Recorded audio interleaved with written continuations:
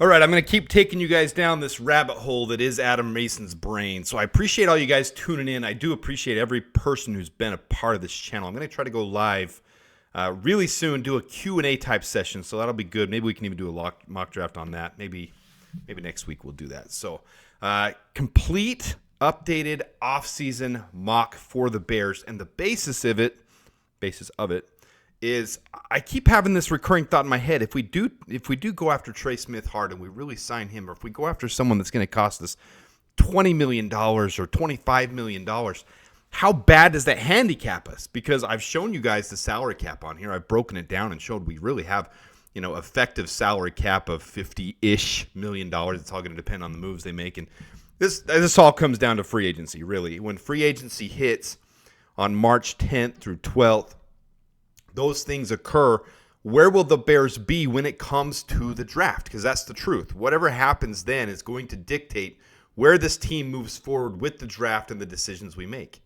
And over and over and over in my head again, I want Omarion Hampton in the second round. I know some of you might want Ashton Jeanty in the first round. Same principle applies to this logic, okay? If we go with less max contracts, less Trey Smith type contracts, and we get a bunch of these guys like Kevin Zeitler, who I've pointed out on here and who has the connection to Ben Johnson and who would be a really good addition to this team, I mean, way, way better than what we've had at right guard last year and the year before.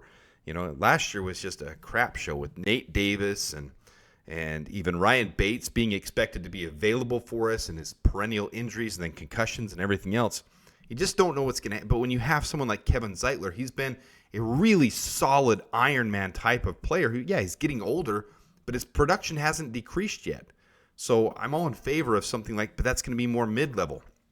Say we take 3 or 4 or 5 of these mid-level contracts, you shore up the key positions that we really need help with.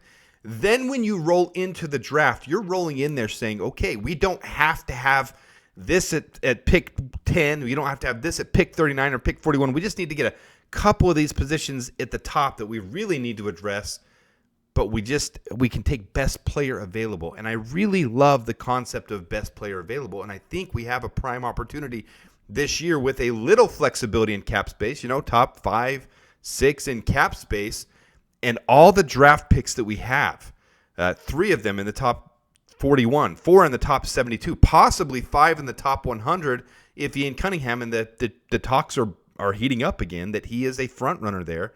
Jacksonville's taken their sweet time. They've said that they'll make a decision by the end of February.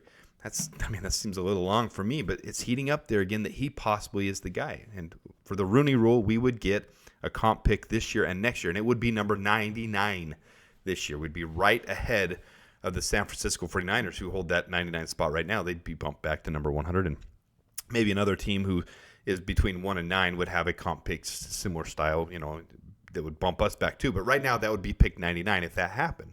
So that's where I'm headed with this one, and I love this mock draft. Let me know what you guys think in the comment when you're done. If you don't mind hitting the subscribe button, if you haven't subscribed, come on board. We're having a lot of fun here. If you haven't joined the membership, I encourage you guys to do that. We're going to come out with some good stuff, and I'm glad for those who have been supportive so far. I really appreciate that support. Don't feel obligated. And also, if you haven't hit the like button, do that. Let's get into this thing. All right, so first, let's fly through the state of the team right now and where we stand. And I am going to take Tevin Jenkins and keep him because of the idea of best player available gives us the flexibility to pick someone that can be a solid backup for him if he gets injured. And the reports are all that he's going to be settling for around 11, 12 million. That's right in this range. We're not having to pay him 20, 21 million because he was injured all the time, playing 60, 70% of his snaps. So I am going to stick with Tevin Jenkins. That's my gut. That's how I feel. And if we get a solid draft pick, that's the other thing. With all these holes right here, guys, this is all these holes, right guard, center, left guard, center backup, right tackle, all those holes. You can't have 6 draft picks and expect this to be cohesive. You've got to pick up some solid starters from free agency to be able to have this happen. Tevin Jenkins is a solid starter. Then you can have someone to develop behind him. And I do like Bill Murray and how he's come along, but I would really put Bill Murray right down here as a really big depth piece. We're picking him up because he's the exclusive right free agent. And so, you can pick up his contract and then cut him and put him on the practice squad if we need to and continue to develop him. There's just options there. So I like picking him up for a minimum contract. All right, we move next to the quarterbacks and running backs. I'm not making any changes there. I'm not making any changes before we get into things. Receivers, tight ends. I am going to take Colin Johnson. I think he's developing well for us. And I'm going to go ahead and keep him on a minimum contract. We'll slot him right in there. We still should get 2 more wide receivers, especially when we're looking for a return game. Maybe Maurice Alexander's that. But talking and listening to people in Detroit's fan base, they feel like Maurice Alexander is Velus Jones 2.0. Extreme speed, just struggles to get it all together. So I'm not going to bank on him. He was obviously picked up by the Bears as a future reserve, but that's no guarantee that he's going to make the team. So we're going to pick up Colin Johnson and have him come into camp, and we roll forward from there. All right, here's my big changes. Now, I realize a lot of people see the defensive line and they say, well, we just need a couple pieces. But the problem is our depth has been so bad, and we've been settling for mediocre. We haven't been winning against other teams with our defensive line. I like Montez Sweat. I like Jervon Dexter. I like Andrew Billings. I like Austin Booker. I even, to an extent, like Dom Robb and the progress he made this last year. Now, if you listen to me 1 year ago from now, I was done with Dom Robb. I was so done with him. And then he had a little resurgence. And I was wondering late into the season, why are we not playing him more to see what he's got? He's got 1.5 years left on his contract. Now 1 year left on his contract. Why don't we play him more? He's getting good win rates. He's getting good pressure when he was playing. Situational ball, I get that. So I think we roll with him 1 more year as our other depth piece, and we see. But I think we need to fill in some holes here. Zach Pickens isn't working out, and I don't think DeMarcus Walker is a long-term solution for us. So if we pick up a defensive end in free agency and we want to draft one in this really solid class, I'm going to trade away DeMarcus Walker, and I think we can get a 5th for him. Probably a 6th, so I'm going to use 6th. Zach Pickens with 2 years left on his contract being a 3rd-round pick. I think someone will give us a 6th-round pick for him. If nothing else, maybe they do a pick swap, 6th for 7th-round pick. Either way, we can unload Zach Pickens because he's just not working out right now. Now, I'm not saying this is how the team will necessarily go, but if I'm building and I want to get less mediocre on this team and more, challenging depth where iron sharpens iron, where we hear that phrase all the time, I'm gonna make these moves. I'm gonna keep Montez Sweat, Jervon Dexter, Andrew Billings, and Austin Booker, and I'm gonna take Dominic Robinson for 1 more year, but place him down here as our other depth piece, and we're gonna pick up some free agents and a couple draft picks because you need that to be competitive. So we're gonna roll that way.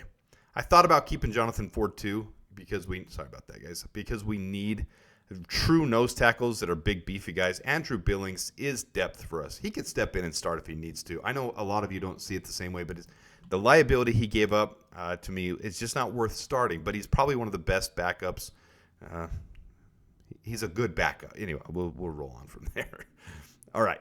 Linebackers, nickelbackers, I'm keeping all 3 of these guys. I like all 3 of them on the roster, and I think they played well. I know a lot of you don't like Amen Ogbongbemiga with the penalties he got last year, but he's one of the best special teams players we have.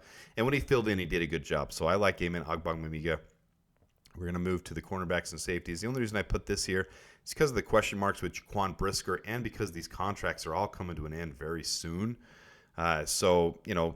Backup cornerback, I think Jalen Jones fills that role very well. I don't think there's any reason to go out anywhere else to fill that role. But if there's an opportunity in the draft to fill the safety slot, let's go ahead and fill it. We could always move Tyreek Stevenson in if there's issues with Jaquan Brisker. I feel like that's a really solid spot for him with him not being able to play man-to-man as well.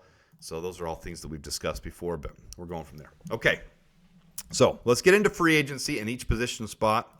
And I want to point this out to you guys, okay? So here's Mekhi Becton. A lot of talk around him right now.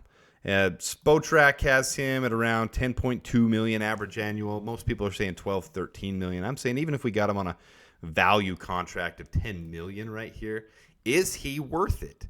And I hear so much buzz on him. And yeah, he's played better since he got to Philly. And he's, making his career a little bit better than where it started. A couple of issues early on with him. I think his rookie year was probably his best year. But you look at him last year with the Jets, 1 pressure every 13 pass block opportunities. That's not good. And we're sitting here hyping him like he's some special because of his size, probably 6'7", 363. And this year, 25 pressures allowed on 450 pass block opportunities. I'm not sold, especially when you do what I just talked about just barely. This is Kevin Zeitler. Kevin Zeitler, over his historic career, he hasn't dropped off. This is last year, 1 pressure every 32 pass blocks, 18 pressures on 577 opportunities. The year before, 21 out of 650 opportunities. 16 out of 558 opportunities. 17 out of 771. 28 out of 600. On and on and on. He's been consistent. When you only allow 20 pressures for an entire year on a team that's very pass heavy, my goodness, he's worth keeping, worth picking up, worth going for. So some places say he'd be worth, $8 million on a contract, $7 million. Over the cap has him as a 8.9. So I'm going to say we go 2-year, $9 million. I just only showed Mekhi Becton to show why I'm not taking him, because so many people are high on him. Kevin Zeitler is built like a good guard, 6'4", 340, and he's been an Iron Man. You see all this. He's not missing time in here. A couple games there with Cincinnati maybe, but that's it. So I'm taking Kevin Zeitler, and I'm not even turning around. That's who I want as our right guard, especially for this, what I was talking about. Signing 4 or 5 of these mid-level contracts instead of one huge contract and a couple smaller and a bunch of league minimum. I'm going to go ahead and take Kevin Zeitler. Okay, and then I'm going to fill a couple slots of backups, really premium quality backups. And, maybe Morgan Moses isn't ready to fill that backup role, but that's where he's headed in this late stage of his career. He's only 34, but he is headed to be a backup. So I've shown Trent Brown in this scenario before because I feel like he's the ideal, backup guy. With his injury, will he be ready? I don't know. But we're taking Morgan Moses to play behind Darnell Wright. And I would absolutely love if we did that. We're still paying him 2 years, $7 million. Maybe he feels like he can get more, so he'll sign somewhere else. We'll see. But that's about the value of where he stands right now. And a lot of you might know a little bit more about Tristan Cole since I brought him up last time, but he's a free agent from the Cardinals. Been a very rotational guy, but his play has been very good so far. Not elite, but he's worth taking on a 2-year, $2.5 million. Maybe you want to bring back Matt Pryor. That's sixes to me, which one you want to bring back, Matt Pryor or Tristan Colson. I just feel like Matt Pryor didn't play as well when he wasn't next to Darnell Wright. When he filled in at right tackle, when he was on the left side, he didn't play well at all. He was really elevated. And, if we have enough solid depth on this team, enough good starters, that wouldn't be an issue. But I want to see what we have in Tristan Colson here. So, Tristan Colon. So he's my next one that I'm signing. With that, this is where it leaves our offensive line before we head into the draft. And I like this. I'm happy with this. Braxton Jones, and maybe you kick Kieran Amagaji down, but I do want to take another tackle because someone needs to compete with him. Morgan Moses could always fill in on the left side as well. That's why you have a solid, swing tackle opportunity. And maybe, like I said, maybe he's not ready for that stage of his career.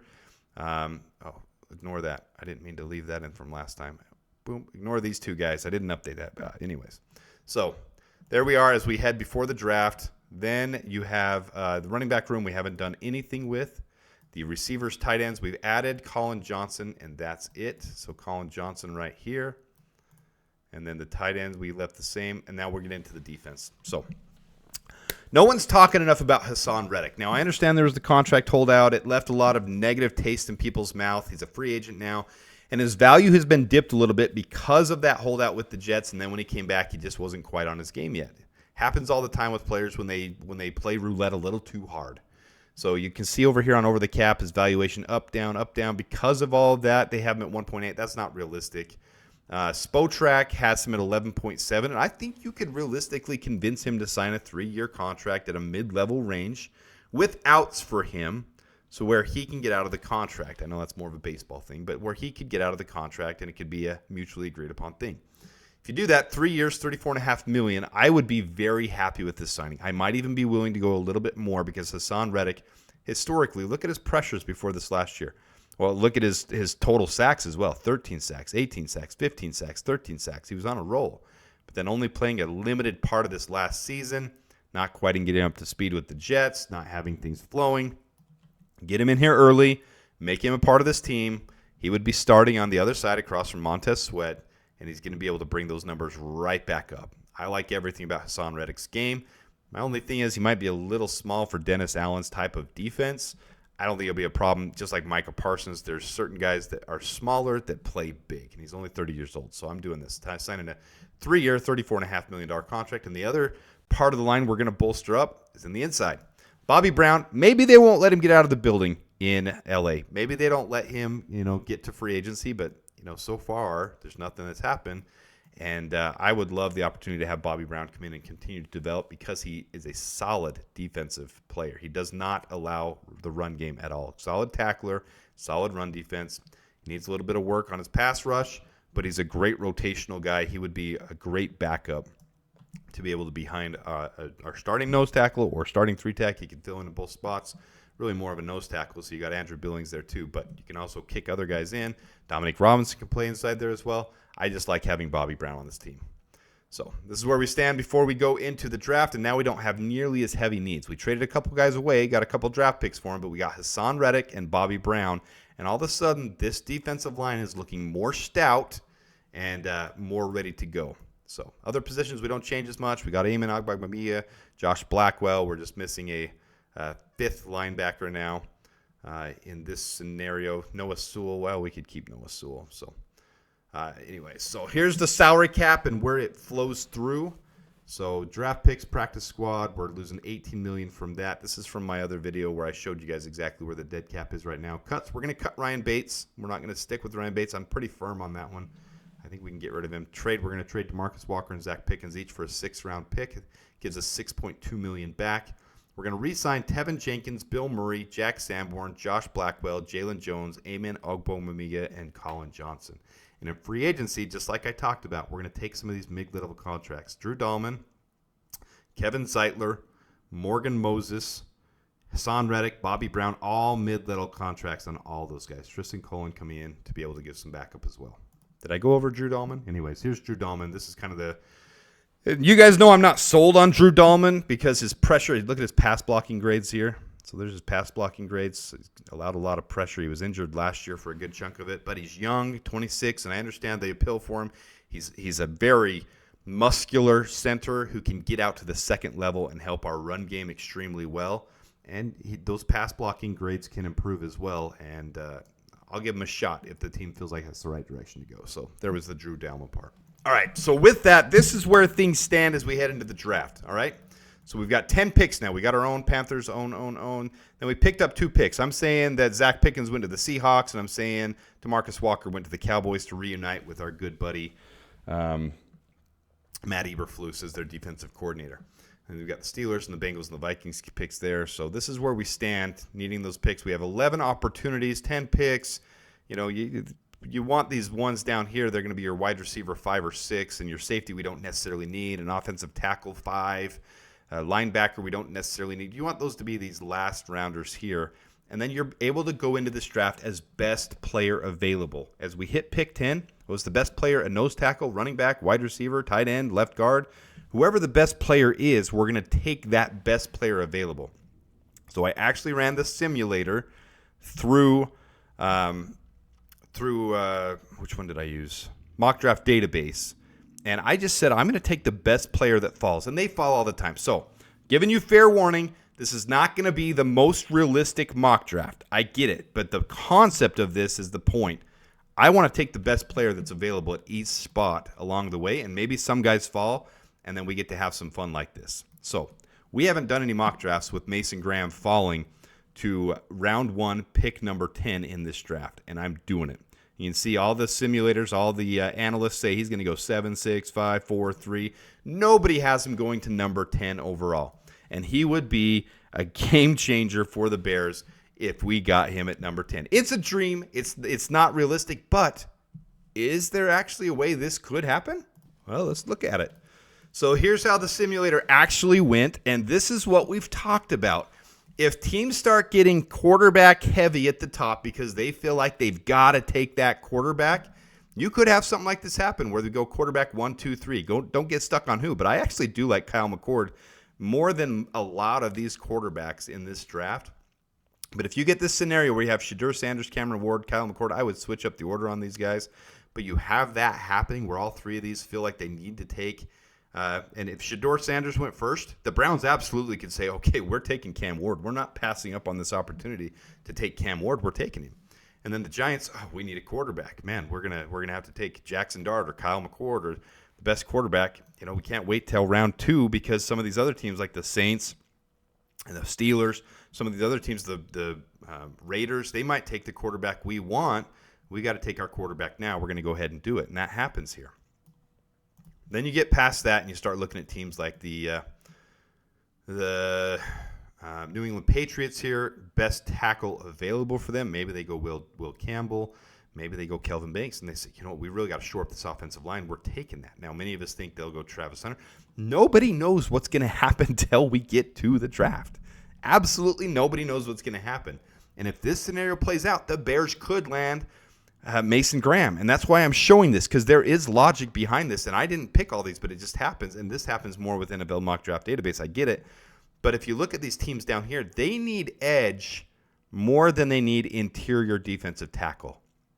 So it's realistic. They could be taking the Abdul Carters. They could be taking the James Pierces. They could be taking the Jalen Walkers. They could be taking those players. The Raiders need to take a wide receiver or a quarterback. They'd be taking that. Travis Hunter, it fell to them. I have Jacksonville taking Will Johnson. Well, then if the Saints get down there and cornerback is one of their primary 2 or 3 needs, and you look at the Saints and they say Will Johnson, and to me, Will Johnson is like the no-brainer quarterback in this class. And if he falls to them at 9, they're feeling the same way the Bears are feeling, because they don't need interior defensive line as much as, other teams. So they look at that and they say, well, we're taking Will Johnson because he's the no-brainer and he's our 3rd need. So then you have a situation where Mason Graham does fall to the Bears. Is it likely? Probably not. This is probably not going to happen. But at the same time, many of us thought Rome Odunze wouldn't fall to us last year at 9 either. And many people thought Jalen Carter. Now that's a whole different reason would fall to us at 9. We ended up trading back to 10, making that scenario happen. But these things happen every year. And if it fell like this is an exact scenario where you could see Mason Graham fall to the Bears, which would be absolutely ridiculous for him and for us, because he is a true top 1, 2, 3 talent in this draft. So, but I just wanted to point out this is possible and might not be the most realistic mock draft, but we're rolling with this exact scenario of best player available. We're not getting stuck in our head, okay, we have to have Kelvin Banks or Will Campbell. That was what we were taking at 10. Well, no, Mason Graham fell to us. We're taking Mason Graham. All right, with our second pick, first one of the second round, pick number 39, we're going to take Omarion Hampton. I really like Omarion Hampton a lot. His yards after contact, his contact balance, his ability to see holes, his ability to cut, and his lateral agility. Everything about him is just the perfect 3-down back to be the every down back for the Bears. And the rumors you're hearing right now are that Ben Johnson potentially, and I know these are rumors and we get stuck in Bears rumor central and we get sucked into it too much, but DeAndre Swift is on the trade market, that we're possibly going to trade DeAndre Swift. There are multiple places feeding this right now. Now, nobody that's a serious reporter, so who knows if it's true. I wouldn't think the Bears would do this until after they drafted Omarion Hampton or Ashton Genty or Caleb Johnson or any one of these top guys, Travion Henderson, until they drafted their guy. Then if they trade him, then they would trade him away, just like the Lions did the same thing. Draft Jahmyr Gibbs, then trade DeAndre Swift. That would be sucky for DeAndre Swift. Maybe he'll fall into the right scenario. But that would be the type of scenario. We're not going to cut DeAndre Swift. It's negative cap. It's horrible. It would just waste. It would be dead cap. There's no point of doing that. And he's a decent running back. I mean, there's no reason to hate on him. Does he fit the system perfectly? Was he, the perfect for the Bears last year? No, but I think he'd be a good 1-2 punch with a player like Omarion Hampton. I think that would be great. But we're going to take Omarion Hampton here. And just again, guys, this is where all the places have them kind of ranked right now where they would go. So yeah, he may go into the first, but in this scenario, he fell to us. So we're going to take him before these other places said that he would go, and we're going to take him right there at 39. At 41, I know we filled our line or our defensive line, and we filled out our defensive end with Hassan Reddick. But when you have someone like Landon Jackson fall to you at 41, I'm taking him because you can develop him. You don't have to put him in day one. He and Austin Booker could both continue to develop and rotate in and get experience. So you got right here at 41. That's where some of these places like Sports News has him exactly ranked. Draft Tech, some of them have him higher than that. He had good play at the Senior Bowl during the game, during the practices, not quite as clean. Some, maybe concerns over there. But then you look at the body of work over the season, and he's absolutely one of the best run-defending defensive ends in the league. Like, he can set an edge. He can see what's happening. He has good vision, and he would absolutely improve our run defense. So I would take Landon Jackson in a heartbeat at 39 or 41. So we're going to take him at 41. Now, the next one's going to be a little bit of a surprise to you guys because I just did the video on him, and then I do this mock draft, and he falls to me. So Wyatt Milam, if you're sticking Wyatt Milam in a box and you're saying he's only going to be offensive tackle, he's going to be, farther down your draft board. He's not the best offensive tackle. He's got really short arms.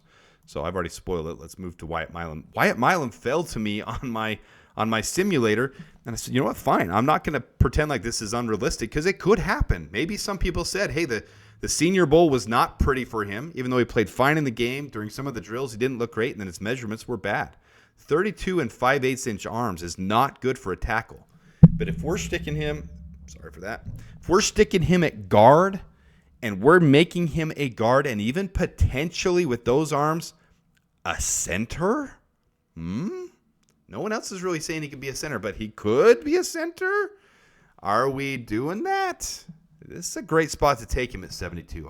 If he's there, I'd take him in a heartbeat.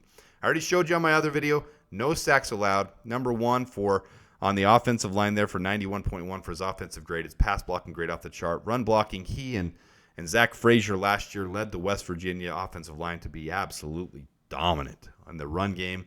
He's built on every aspect of it. Only 6 pressures and 360 opportunities. That's 1 every 60 snaps. Now, that's not going to translate to the NFL, but he's here at 72. I'm taking him.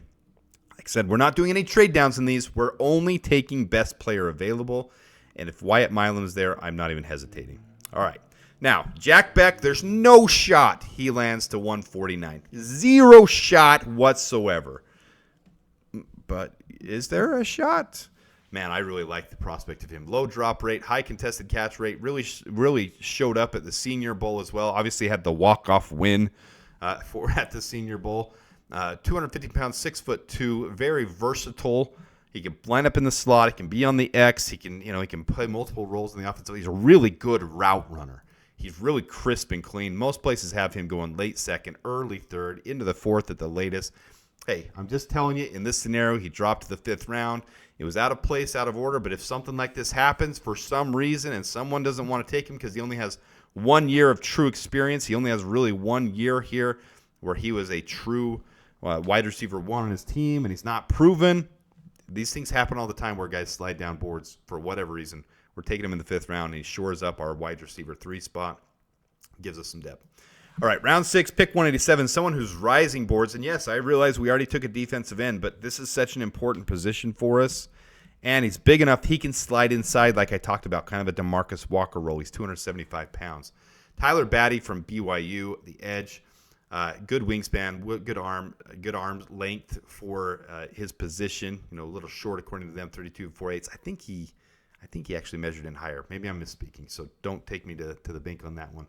Had a really good year for BYU, though. He's the reason they were competing for the Big 12 championship, reason they won in the Alamo Bowl against Colorado. A lot of success because Tyler Batty was a team captain, a team leader. I don't know if you guys saw the video. It's kind of funny because it's BYU, so they're very known for being very clean and proper. Someone leaked a video of him in the locker room when they went on their losing streak at the end where he's cussing up a storm. And it's just funny because the criticism over cussing at the college level, but he was in the locker room as that leader rallying the troops. Like, we're not going down like this. We are going to fight with every inch and nail.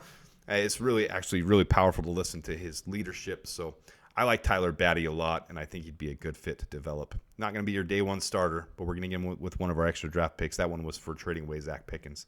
Now this one for trading away DeMarcus Walker, we're going to pick up another center opportunity ability. Seth McLaughlin, 4-year starter at 3-year starter, I think, actually, at Ohio State. National championship now. 0 sacks allowed by him, so that's a really plus. Low pressure rate. He's done a very good job. So there's just some technique concerns with him, not as quick a foot movement. We'll see what happens as he gets into the combine, how they feel about him. So he's not like the top exceller at any one spot, at run blocking, at pass blocking, but he's a very well-rounded, good developmental prospect. So I like Seth McLaughlin. Cody Simon from Ohio State as well. I'm going to take him as a linebacker to shore up behind. I actually think I removed Noah Sewell to save a little cap space.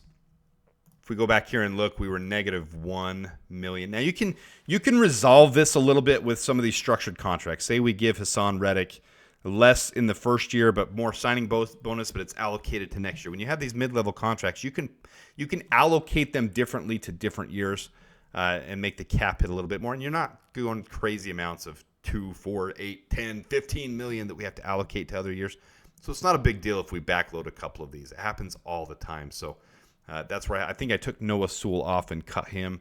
We'll say we leave him on here, even though that's not how the graphic will look. But we'll say we leave Noah Sewell on here and just bring in Cody Simon to compete as well. And we're just going to roll through these last couple ones real quick. Logan Brown could be an undrafted free agent. I like the way he played in the Senior Bowl. Not a ton of experience for Kansas, but he played decently this last year. Played really well, actually. Only 6 pressures are allowed, no sacks, 294 pass blocking opportunities. So we'll bring him in to compete, to give some depth, to be able to have someone that we can develop along with Karan Amagaji. We've got our swing tackle now that we brought in with Morgan Moses, and now we have a couple of pieces for depth. With our last piece, we're going to take more of a receiving tight end. We kept Gerald Everett. He and Cole Kmet are both good blocking tight ends. They even have him listed here as a slot receiving tight end. I like Jalen Conyers. The more I look at him, he did well at the Shrine Bowl. 265 pounds, 6'4". He is more of your receiving tight end. So we're going to bring in a third tight end this way. I like developing tight ends. You never know what can happen. He's got the right size to develop into a. Look, this last year he didn't have a bad year at Texas Tech as a pass blocking tight end. So, it might be easier. 125.9 pass rating when targeted. So I like the prospect of Jalen Conyers, but you can see most places, looks like PFF is high on him, but most places have him down as an undrafted free agent. We are also going to pick up an undrafted free agent here with Jimmy Horn Jr. I did that before. Most places have him going as an undrafted free agent. Looks like mock draft databases have him coming up, and PFF has him coming up. But just his weight and his style of play is a little down on some people, but he has that quick lightning speed that I like, that I think could fit in well with Ben Johnson's new offense. So we're going to take another speedster in undrafted free agency and have him. So here's where we lined out. Here's our draft results. We got Mason Graham, Omarion Hampton, Landon Jackson, Wyatt Milam. And we're able to do this because we weren't forced into a box. We could take best player available because we did well in free agency with mid-level contracts instead of any huge ones. So I'm kind of getting on the bandwagon of not wanting to get Trey Smith, guys. Don't hate me. Put your hate in the comments if you do hate the idea. But I'm starting to feel like guys like Kevin Zeitler are a better fit, who has been proven and who's on the twilight years of his career and could really bring some experience and give us a couple years, and then we can keep developing through the draft in other spots, and we can draft a good left tackle and a good right guard next year. Maybe Wyatt Milam shifts over to right guard later on in the year. Who knows? So Jack Beck, Tyler Batty, Seth McLaughlin, Cody Simon, Logan Brown, Jalen Conyers, Jimmy Horn Jr. I like this draft a lot. I'm really liking this one, guys. So this is where it stacks out with our team. You got Braxton Jones, Tevin Jenkins, Drew Dahlman, Kevin Zeitler, and Darnell Wright as our starters. And I think that's a solid starting line. You've still got depth behind if something happens. If Braxton Jones gets injured, you got a really developmental guy here, but you have Morgan Moses that can kick over, who is a proven starter year after year. He's just getting to the later years as well. Wyatt Milam can help develop and get in here for either one of these guys if we have issues. Oh, I did it again. I put Mekhi Becton in there. You guys know I already said I wanted to do Kevin Zeitler. I put Kevin Zeitler over here. So put the wrong picture. My bad. Man, I try to triple and quadruple check these things. Just take the concept of the video and don't look at every graphic being perfect, all right? Do me a favor. Do me a favor there. All right, the running backs, I really love Omarion Hampton. I would be super thrilled about this. And I'm high on Ian Wheeler, too. You guys know that from last year. I'm high on Ian Wheeler. I want to see what we've got in him.